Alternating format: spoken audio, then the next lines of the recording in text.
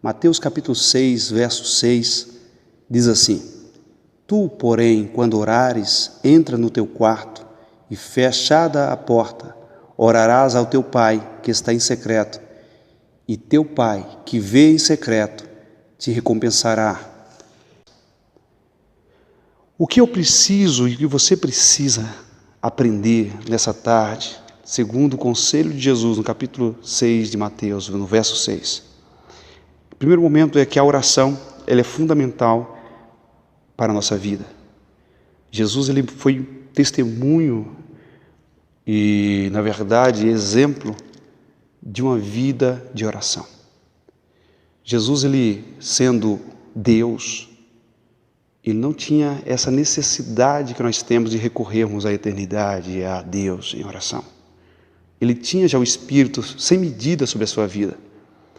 Mas o que mais nos impressiona, ou pelo menos nos deveria impressionar, é que mesmo ele tendo o poder em suas mãos, ele recorre sempre à oração. E por que Jesus ele vive uma vida de intensa oração, ou uma vida intensamente de oração?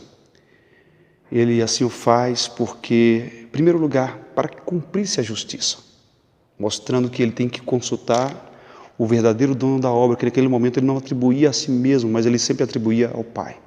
Ele sempre dizia: o Pai foi que me enviou. Eu não vim fazer a minha vontade, mas vim fazer a vontade do meu Pai. Ele sempre colocava o Pai como na verdade, o centro e aquele que está acima de si mesmo. E ele nos ensina em tudo sermos dependentes de Deus como Pai eterno. Entendermos que se vivemos, se movemos, o que fazemos, fazemos porque Deus nos favorece, é Ele que nos governa. E se é Deus que é o dono das nossas vidas, é o dono do nosso caminho, então seria tolice da nossa parte não consultarmos o dono da obra, o dono do caminho, o dono do instrumento que somos nós, esses instrumentos. Então nós precisamos consultar, precisamos nos queixar para Deus, dizer: olha, Senhor, não está bom aqui, não está bem aqui, eu não estou legal aqui, me ajuda, o Senhor me conhece mais do que eu mesmo possa me conhecer. Então, a oração serve para mantermos sempre em sintonia com Deus. A oração também mostra, querido, que a nossa relação com Deus é muito mais, a postura, na verdade, de Jesus em oração mostra que a oração é muito mais do que realmente ir a Deus para pedir.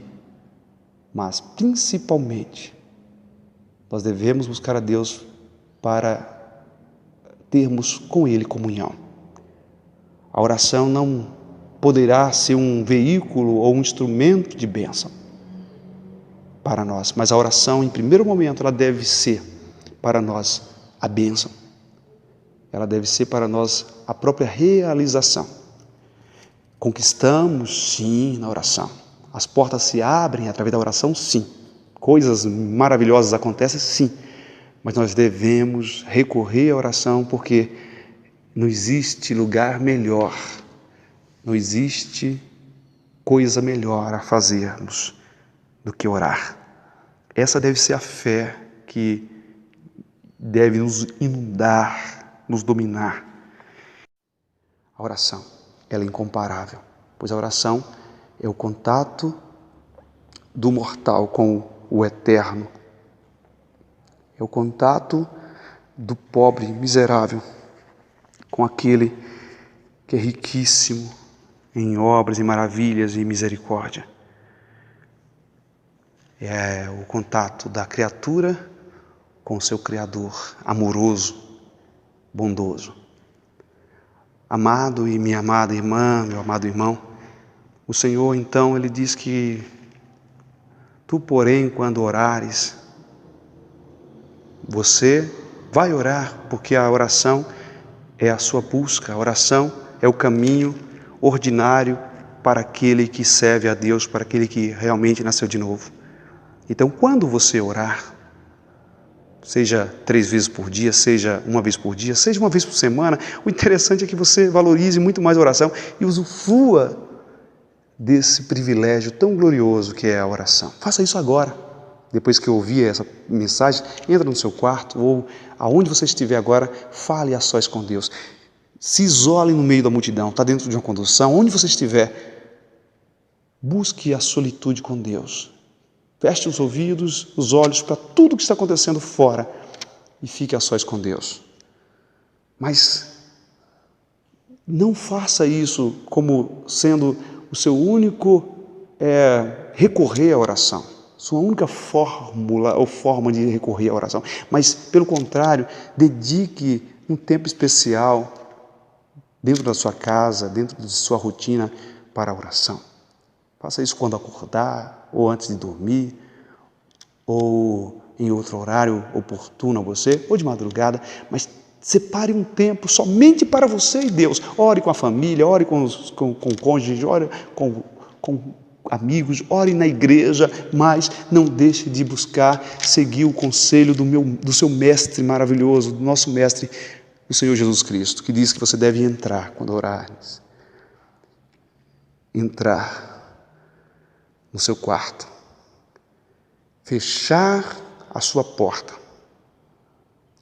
Não contente-se apenas em estar sós, mas feche o exterior.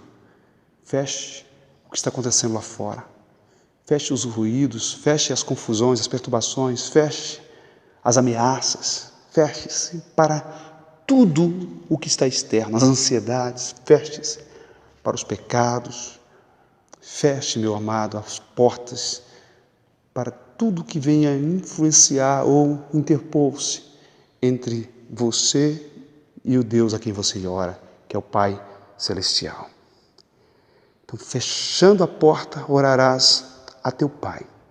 Então, outra coisa que o Senhor nos manda observar, que você deve se aproximar de Deus não como a um estranho, não como a um Senhor elevadíssimo e transcendental, uma entidade, uma divindade tão distante quanto a sua própria falta de fé.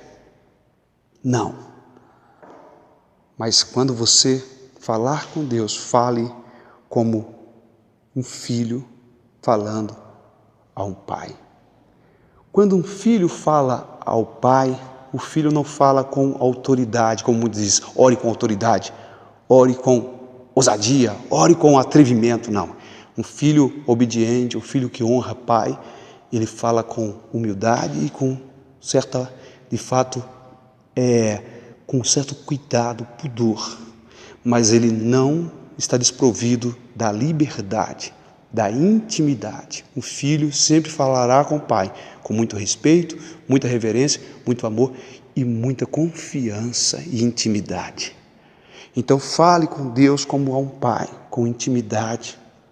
Fale ao teu pai, que apesar de não se mostrar às vezes para você, como Jesus disse, está em secreto, às vezes está em silêncio. Você está passando por lutas tão grandes e parece que Deus não está te ouvindo, não está te vendo, te abandonou. Mas apesar de Ele estar em secreto, Jesus diz que Ele te vê. Ele te vê em secreto. Apesar de Deus estar em oculto, no oculto da sua glória, em lugar inacessível. Nós não podemos ir, de certo modo, aonde Deus está, no sentido a transcender a nossa natureza miserável, pecaminosa, física, e ir até o trono da graça realmente, mas nós podemos atrair o olhar glorioso, a presença bendita do nosso Deus eterno, através do Espírito Santo que habita em nós, está muito mais próximo de nós do que as nossas próprias vestes. E a própria palavra diz que o Espírito Santo intercede por nós. E Ele ora conosco, com gemidos inexprimíveis. Mesmo quando você não consegue transformar suas sensações, suas emoções, suas angústias, seus medos, o que tiver impedindo, embargando a sua fala, ou interditando o seu raciocínio lógico ou coerente. Deus é o Pai que olha e conhece as fraquezas, as limitações dos seus filhos. E Ele está entendendo. O próprio Espírito está transmitindo, traduzindo aquilo que você mesmo não consegue entender dentro do seu coração. Deus está traduzindo isso para Ele mesmo, a partir do Santo Espírito. Então, aproveite essa dádiva, essa graça maravilhosa, essa virtude dos céus, chamada oração.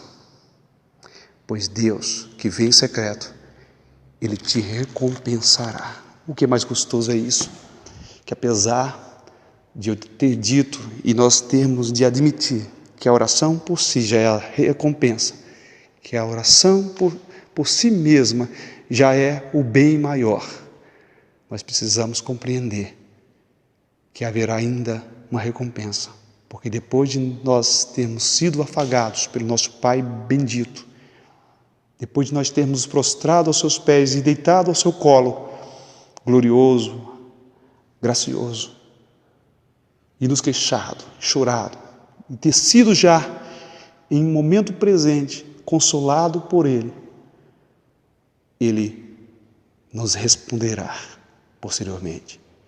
Ele nos ajudará no caminho, em nossas dificuldades. Então será graça sobre graça. A oração é isso. A oração é graça sendo acrescida sobre graça. Que Deus te abençoe e te enche de fato com essa graça gloriosa e te torne uma mulher, te torne um homem de oração e intimidade com Deus. Somos todos miseráveis, somos todos fracos, mas temos uma riqueza gloriosa, uma riqueza, sabe, querido, que não pode ser traduzida em palavras. É a comunhão com Deus, essa riqueza. Deus abençoe você, em nome de Jesus.